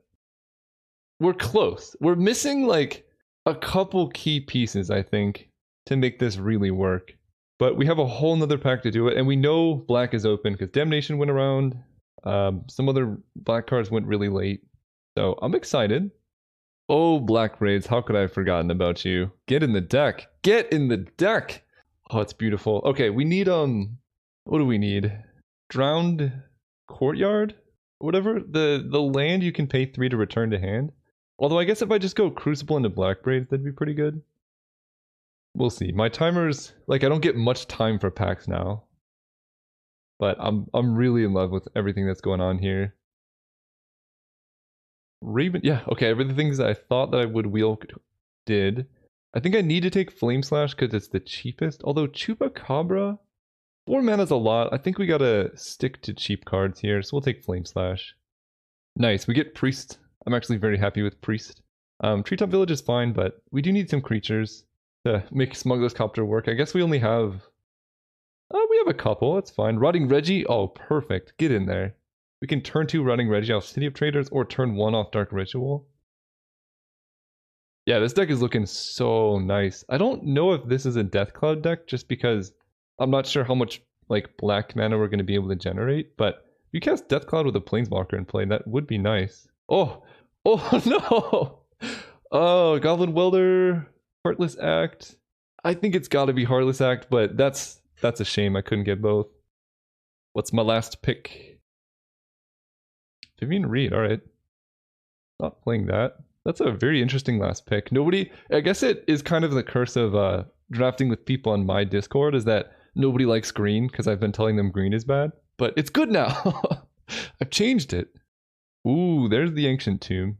I do love Ancient Tomb. I don't have any power. Like, 1 Mox would make this deck go from... I mean, it's already quite good, but like a Mox Jet would make this deck so absurd. I'm gonna take Ancient Tomb, passing Golos. Yeah, we'll take Ancient Tomb. Really good with City of Traders. I wish Trinisphere was in the cube. Maybe I should add Trinisphere. I don't think I'm gonna be playing Devastating Dreams. And I might not be playing Death Cloud. Those are for decks that go a bit bigger than my current deck. Because right now my plan is to go like turn 3 Braids and then just win from there. Yeah, you want like Chromatic Orrery in your Devastating Dreams decks. Squandered Resources is fine. Taiga doesn't help so much. Fiend Artisan. Not the best here. This pack's actually pretty bad for me. Not super happy about it. I think I'm going to take Taiga on the off chance that I can get a fetch here. But I don't like that pack at all. Okay, Misty Rainforest kind of helps with that actually. I think Crystal Vein's coming around. Misty... it is a fetch to go with Crucible, but then I have to play like green-blue? I guess...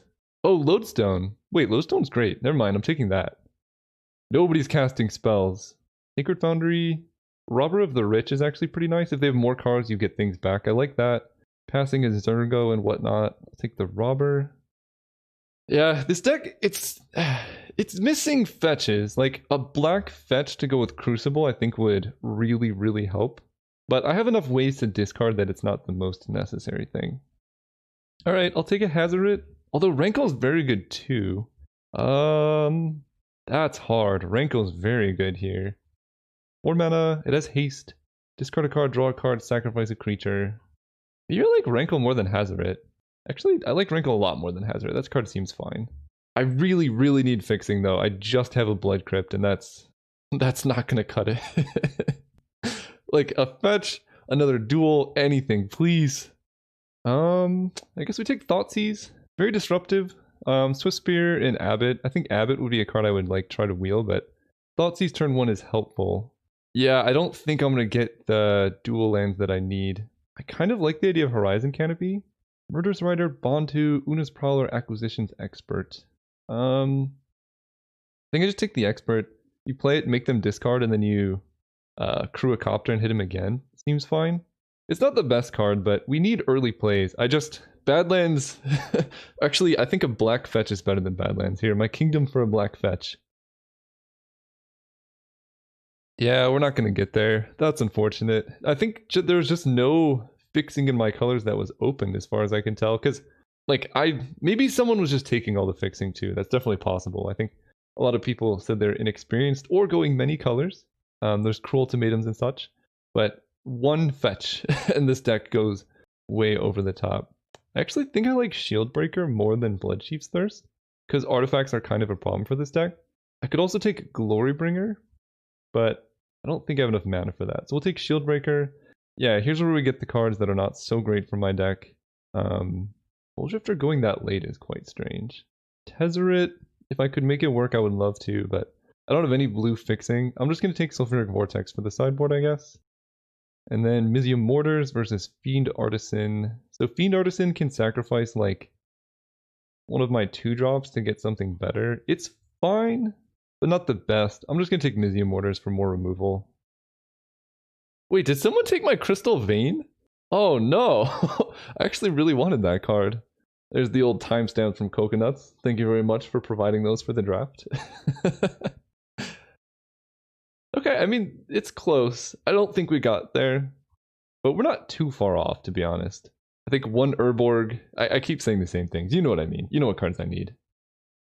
Hostage Taker, a lot of green going around. I'll take this Vraska. She could be an inclusion if I like really feel the need because I have Taiga, but whoever's drafting green is getting really paid off right now.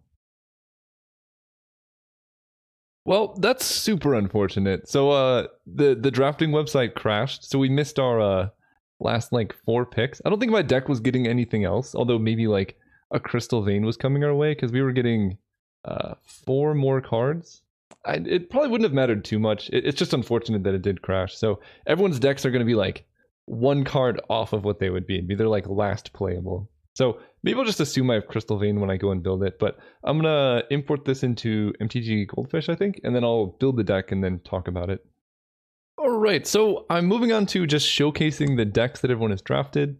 And not everyone went through and actually built their deck. This is more to give you a feel of like what archetypes are draftable rather than like, here's this finished deck and they decided to cut Collective Brutality instead of a Mizzium Mortars. The important thing I'm just trying to showcase here is like, this is an archetype that exists and it's worth drafting and it's pretty cool. So you saw me do my draft, so I'm not going to go through mine too much.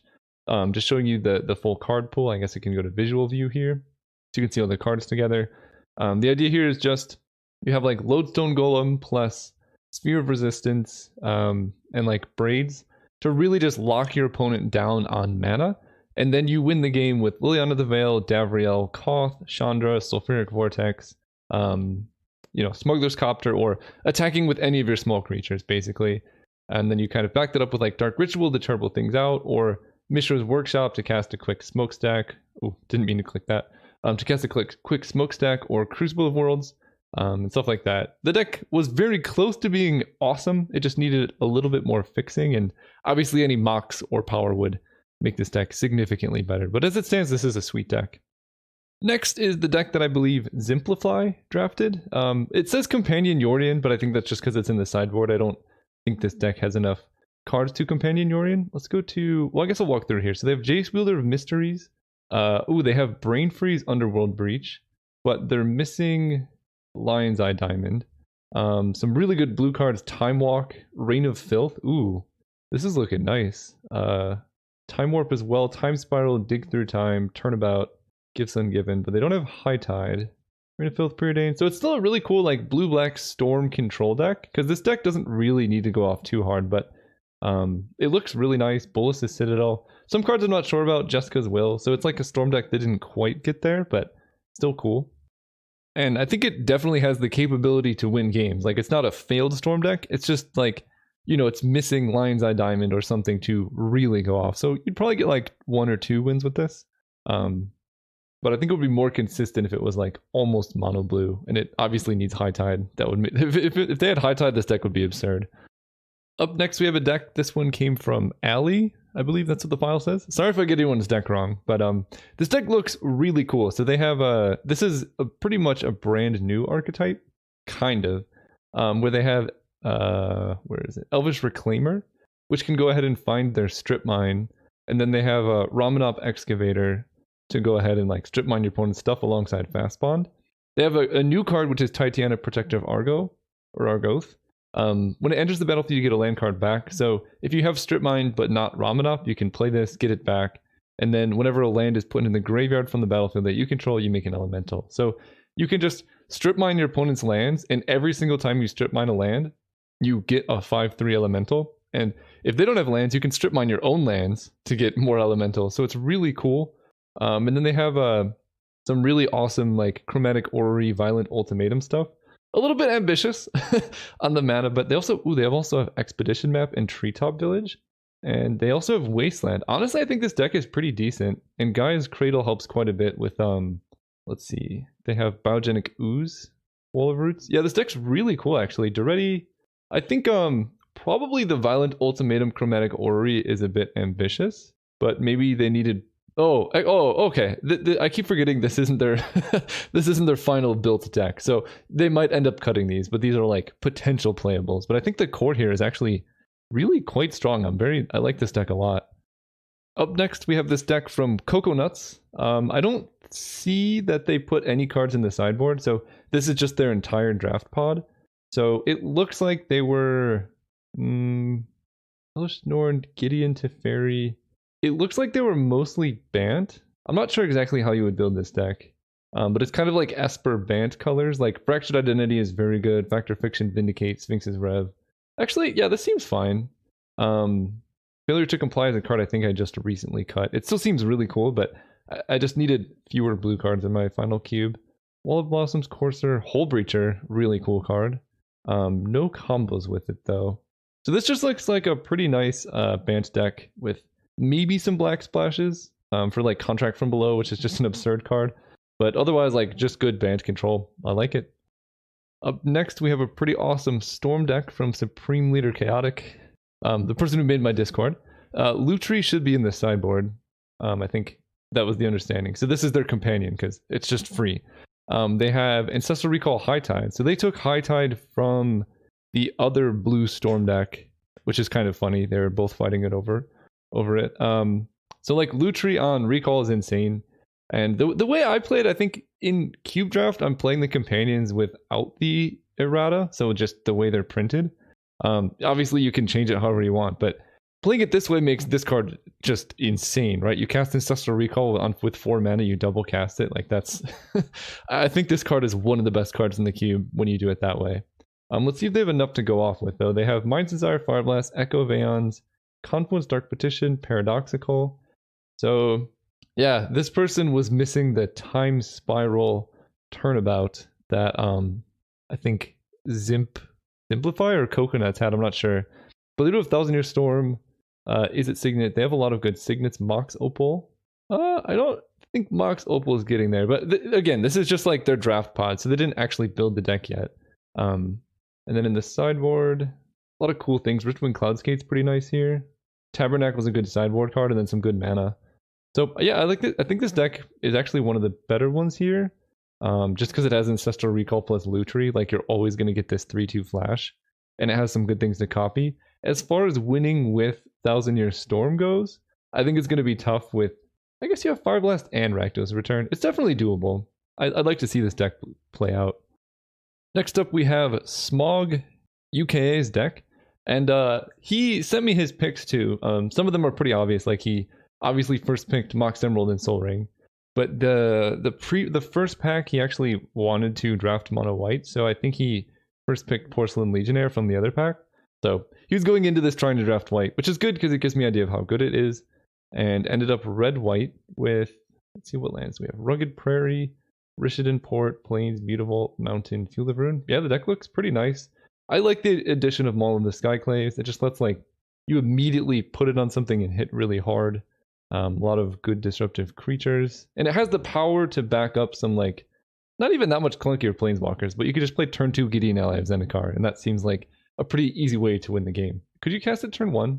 No. Yeah, actually you could. Mox Diamond, Mox Emerald, Sol Ring, Plains. Turn 1 Gideon. Seems insane. This deck looks really good. This is the kind of deck that I would expect to like win. So I guess the question when you're balancing a cube is like, can your deck beat a deck like this? And the hope is that it would be, but it's always hard to know.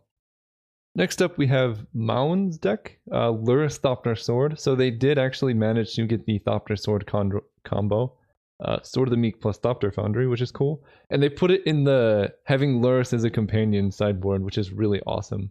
So I think every permanent card in their deck is CMC 2 or less. I don't know if it's worth the payoff necessarily, Because like none of these creatures are necessarily like worth recurring. They are, but you'd have to get them to die. So with the sacrifice outlet, the Lurrus Companion would be pretty good here. They have Bitter Blossom. Oh, they do have Skull Clamp. Actually, this deck looks pretty sick. I actually like this a lot. Oh, they have Capsule 2 and Entomb to go with Lurrus. Mana Tithe, Vampiric Tutor, Counterspell, Mana Leak. Yeah, wait, this deck looks really nice. Except for Epiphany is actually a bit expensive. So it's still a good card. I might just cut it because the rest of your curve is so low that like you don't really need a random 6-drop to go off, because you have all of this like good cheap interaction, and then you have like Goblin Engineer, Thopter Foundry, Sword of the Meek to go off. I like this deck a lot actually, especially this is one of the best Skull Clamp decks I think I've seen, because you can kill all of your random stuff and then draw cards off of it and then recast them with Lurrus, who is your companion, so you're always going to have it. This deck is really nice. The mana is sketchy, so if you can cast your spells, it's going to be good. I'm just not sure how consistently that will happen, but seems sweet. And then I think this is the last one by Grenrut. They went into green, which I think not that many other people went into green. I think Allie did, but she went more like the lands-based green deck. And that was one of my main incentives, was to kind of separate the two so that you could go like green ramp chunkers and then green lands and have them be like, you know, it can support both archetypes. So this deck looks really good. They have Mana Vault. Oh, they have Arcane Savant. Yeah, with Upheaval. Oh boy, that's really dirty. And they can just choose, right? So if Upheaval isn't good, they can get Primal Command or Escape to the Wilds. Yeah, this card's insane with Upheaval, because you could just keep recurring it, right? Arcane Savant, Upheaval, replay everything, replay this, Upheaval. Oh, that's a lot of fun. So they have that with a bunch of ramp, Raphelos. Yeah, this deck might be the best deck here, although it's missing Gaia's Cradle. It does have Nissa. This deck looks insane. I don't know about Memory Jar, but it's something that I would definitely put in there, so I'm okay with it. Yeah, deck looks really good. Alright, so that's mostly going to end the video here. Hopefully you guys enjoyed it. If you had any thoughts on like cards you would add to the cube, or, you know, commentary on how I make these videos, that would be very helpful. This is my first video, I think, of this type. And the visuals I know are not great. It's more of like a podcast type format, which could also be an option, rather just do these as a podcast instead of on my YouTube channel. That's something I wouldn't prefer it, but I guess it's an option. But yeah, the cube, so that draft went pretty well. Trying to think what types of decks we saw. So we saw effectively like Mono Blue Storm, then we saw like a Bant deck, and then we saw Blue Black Storm. And that was most of the blue, although that is 3 out of 8 decks that had blue in it. That's actually not too bad, because my deck was straight up red-black, Allie's deck was like Jund colors, Smog was mono white, and then we had a mono green deck. So I think honestly that's a pretty good representation across most of the colors. Yeah, I'm actually pretty happy with that. So obviously it's only one draft, very, very small sample size, so you'd have to do a lot of drafts to see how it ends up and like play with the decks to see what happens. But for a sample, I'm pretty okay with that. So going forward, I'm going to try and continue the series. Next, I'm actually going to like build this cube in person. So I'm going to show like the cube as I've built it and go through other cards in there. And then hopefully once COVID lets down, I'll try and make videos of me like drafting and playing with it in person. But that's going to be a ways away. If you enjoyed the video, consider subscribing. And I just want to say a huge thank you to everyone in my Discord who, you know, was willing to draft the cube with me, and it's just really helpful through all of this. I had a lot of discussions with a lot of people like throughout this who helped bring up cards. I think Grenrut and Apple Sauce. I don't know how to say everyone's name, but I think those two. There was one more. Actually, there was quite a few more. I'm just going to read them. We got Perpetual Brazil, Allie, Jupacabra, Sovereign Scion, and then everyone from this draft. We're all just very helpful. So thank you guys. And if you enjoyed this, I don't know. I'll see you guys soon.